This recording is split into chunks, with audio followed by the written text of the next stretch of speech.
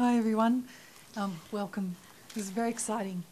I'm a child and family health nurse, and about 4 or 5 years ago I met Sharon Grunwald, who is somewhere amongst us, over there.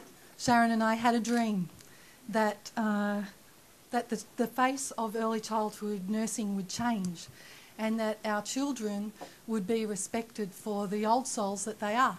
And how many of us, when we look into the eyes of a baby, say, even if you don't believe in reincarnation, how many times do we hear people say, "Ooh, they're an old soul, they've been here before." Mm-hmm. Now, do we ever think about what that means? And I think that most of us don't. And I see this over and over again in the clinic, and so had Sharon. So we had a dream. We hadn't found the Harmony Centre at that point. And so we proceeded to work on that vision and the big picture of what we thought was what our babies deserved. I found the Harmony Centre by accident, thank God, and I came back to Sharon and I said, "Oh my God, somebody else has this vision, and I think this is where we're supposed to head." So Sharon and I proceeded to come to the Harmony Centre and to grow and learn from Kim, which has been an amazing journey. And we've brought the principles of Ignite Your Spirit therapy and the Path of Ease and Grace into the clinic. Within the public hospital system, we haven't achieved huge leaps and bounds yet, but we've certainly opened the idea to many. And within Sharon's workplace, she is now able to open it up to meditation, and we are working on the mainstream sector of society with regards to that. So what we do within Shanti Baby is that we hope to bring peace to the child and to the incarnating soul, and make this a joyful experience. So there are many, many children who are very distressed by incarnating, and we work on sleep and settling, and we work on feeding issues, but do we work on the fact that they may very well have opened their eyes to their new mum and dad and went, "Oh my God, not you again." So we aim to break down those barriers, to clear out those past life issues, so that when I open my eyes in my next incarnation, there'll be somebody standing there going, "G'day, you're back. This is exciting." So do you want to do a reading? Yeah. So we've been working with Jenny, who is how many weeks are we now, Jen? 23 weeks. So the aim is that we work prior to conception. So Jen's been coming to me with the thought that she wanted to have a baby, and then we've moved through the conception phase, and now we have the little baby, and it's all been a really exciting journey. So I've had other people come to me after that, but Jen's been the first person that's gone through the experience, and we're still going through the experience. So it's very, very exciting. What we aim to do during the pregnancy is that I'm clairvoyant and telepathic, and I can talk to the unborn baby and find out what they want. So one of the things that we did find out which was really quite funny, was that Jenny's baby said to me, this was probably about a month ago, "I want you to tell them not to talk baby talk. I don't want baby talk."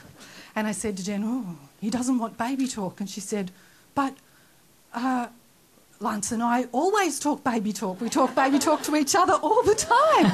What are we going to do?" So the idea is that you don't say to the baby, "Well, I'm sorry, we'll change our whole life for you."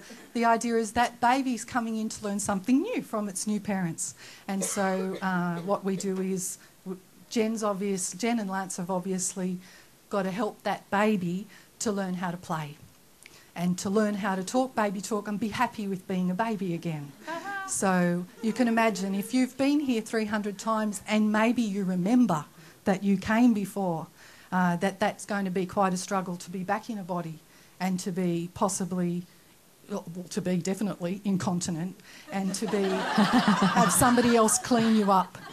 You're unable to talk the language, possibly. So some babies actually can talk the language, and they will respond when I talk to them, when I meet them. But Jen's baby's, he's an old soul who I've known in many lives, and he's quite stern with me.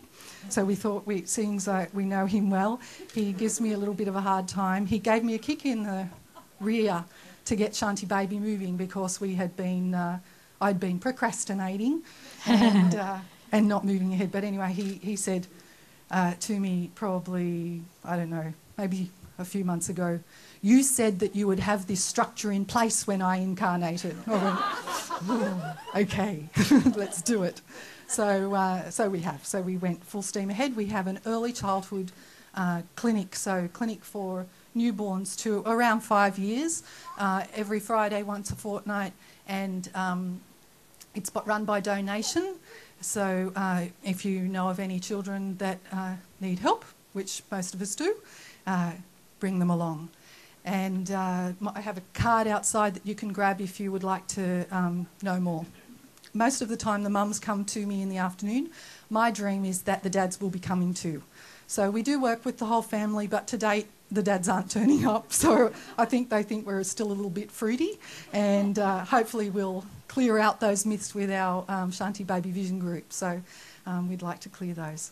So when we talk to the baby, we always call on God and the angels to help us to clear the energy so that we don't get confused with what we're talking about. So should I? Okay, so we call on the Supreme God, Divine Father and Mother. We call on our souls and divine selves. We call on all of the angels. We call on Mother Mary. We call on Shakti Durga. Thank you for being here and sharing with us blessings. Our prayer today is for the highest and best healing for Jen, for her family and for her baby. We ask this in full faith. Through the grace of God, so be it. So be it. And so when I have a look, which I'm allowed to do, inside Jenny's uterus, we look at the placenta. So we always check the placenta out to make sure. So that's the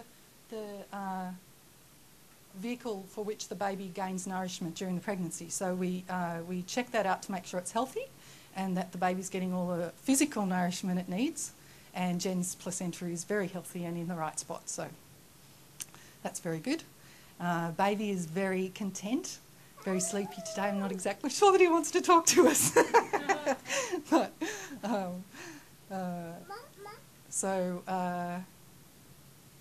he's a very strong-willed young man, which is going to be fun. You're not the mother. Okay, so Namaste, beloved. We would like to talk to you. Is there anything that you would like the people here to know about incarnating as a new soul? So he would like us to understand the great respect that it takes and is needed for the new baby to come back in and be in a new body. Some kids get quite distressed by coming back. They've been great old souls as he has, and he has been very wise, full of wisdom. And you can imagine being in a grown adult's body and being a strong, independent leader of our society, whatever society he was in, and then coming back and being in a new little baby's body is quite a challenge. So, and he understands that we welcome him with open arms, and he knows us. So that's always very exciting. He's healthy. I look to make sure his body is healthy, and that he has 10 fingers and 10 toes, and he does. And he's very cute. He has a very cute little nose, and he's starting to get to know more about his new life and accept the new role between his mum and his dad, who are both wise old souls themselves and great beings in their own right. So I think that's all that he would like us to know, just to respect any baby you come in contact with. Don't presume you know who they are. Don't presume that they haven't been here before, or they have, whether they've had one previous incarnation or 300. We have to respect our new babies and help them to anchor love in their life and experience great peace regardless of who they are and whatever their journey is. Einstein had to have a mum and a dad, and so we never know whether these children are our next Einstein or are our next gurus or whoever they may be. So we welcome him and we thank him for his contribution today. Thank you. Gorgeous one. Namaste. Thanks, Joe.